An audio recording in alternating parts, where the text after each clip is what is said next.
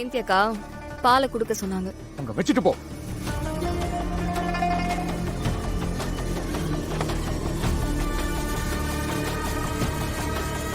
என்ன கப்பல் கவுந்து போச்சா? என்னன்னு தெரியலையே, அவ்வளவு சோகமா? ஏய், வந்த வேலை முடிஞ்சதுல, கிளம்பு. போட்ட திட்டம்லாம் ஃபெயில் ஆயிருச்சேங்கிற வருத்தமா? ஏய்,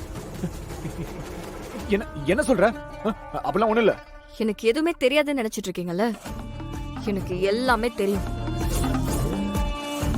நேத்து நான் அடிக்க வந்தப்போ உங்க கைய பிடிச்சு தடுத்தல, அத மனசுல வச்சுக்கிட்டு தானே இப்படி ஒரு கேவலமான காரியத்தை பண்ணீங்க. என் அக்காவை அவமானப்படுத்தி அவ வாழ்க்கையவே அழிச்சிட்டு என்ன பழி வாங்கணும்னு நினைச்சீங்க.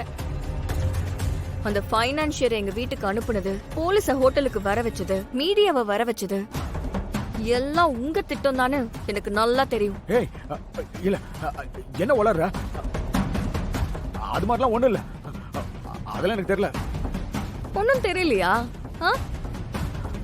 இன்னைக்கு அந்த ரெசார்ட்டுக்கு வந்திருந்தீங்கல்ல, அந்த ரெசார்ட் ரூம்ல நீங்க இருந்ததை நான் பார்த்தேன்.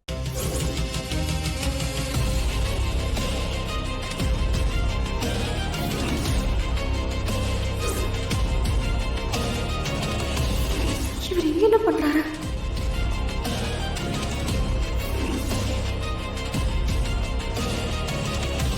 இத பண்ணது நீங்க தானே. இந்த வீட்ல இருக்கவங்க கிட்ட சொல்லிட்டா, உங்க அண்ணனுக்கு தெரிஞ்சா, கருணா கிட்ட சொன்னா, கருணா அதுக்கப்புறம் உங்களை மதிப்பான்னு நினைக்கிறீங்க? பயப்படாதீங்க, நான் சொல்ல மாட்டேன். ஆனா திரும்பவும் இதே மாதிரி ஏதாவது பண்ணணும்னு நினைச்சு உங்களை நீங்களே அசிங்கப்படுத்திக்காதீங்க. இன்னொரு தடவை இந்த மாதிரி நடந்துச்சு, நான் சும்மா இருக்க மாட்டேன் சொல்லிட்டேன்.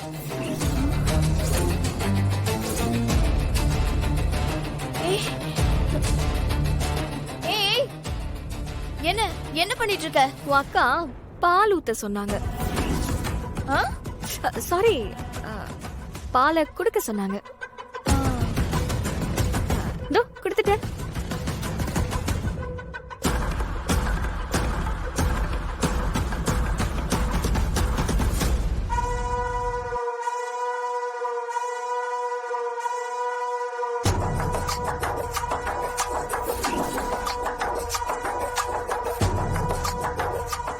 என்ன?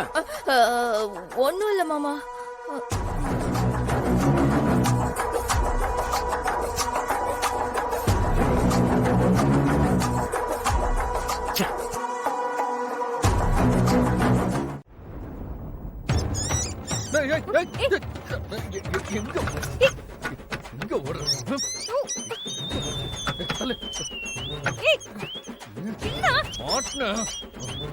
என்ன பண்ணிட்டு இருக்க? ரொம்ப நேரமா ஒரு எலி ஒண்ணு ஓடிக்கிட்டு இருக்கு. நீ அதை பார்த்துட்டு என்னதான் சொல்லுவ? இத மனுஷங்க வாடுற இடம் மாதிரியா வச்சிருக்க, அதான் எலி வந்துச்சுன்னு சொல்லுவ. அப்புறம் அது கடிச்சதுன்னு சொல்லி பெரிய பஞ்சாயத்து பண்ணுவ. நான் மட்டும் இருந்திருந்தானே அதெல்லாம் கண்டுக்கவே மாட்டேன். இங்க பாரு, மனுஷங்க வாழ்ற இடத்துல எலி பூச்சி எல்லாம் வரக்கூடாதுன்னு தான் சொன்னேன். அது தப்பா? இங்கதான் இருக்கிய.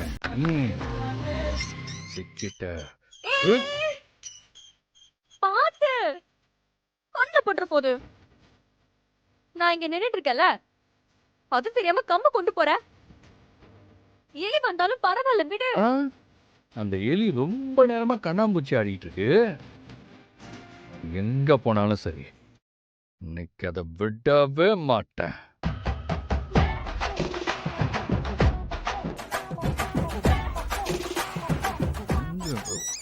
ஓ, இதுல இருக்கியா?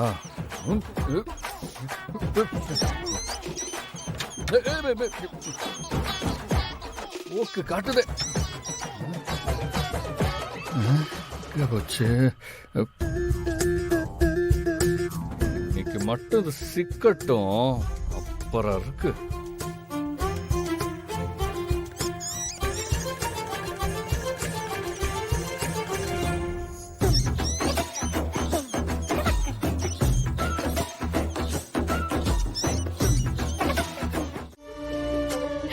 என்னாச்சு சித்ரா? ஏன் ஒரு மாதிரியா இருக்க?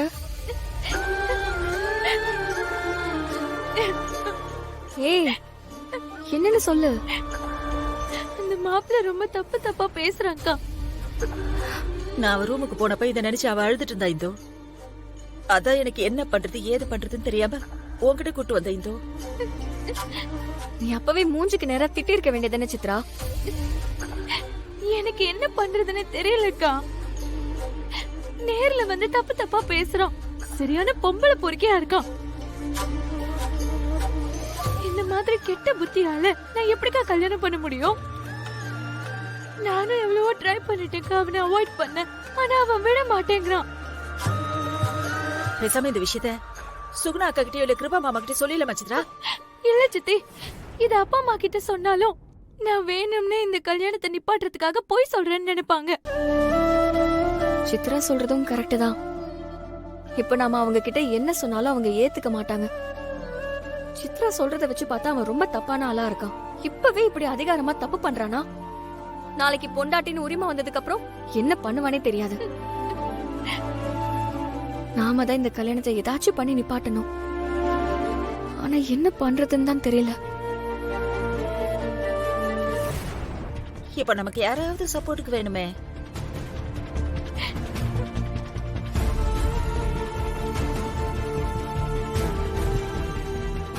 ஏய், சோ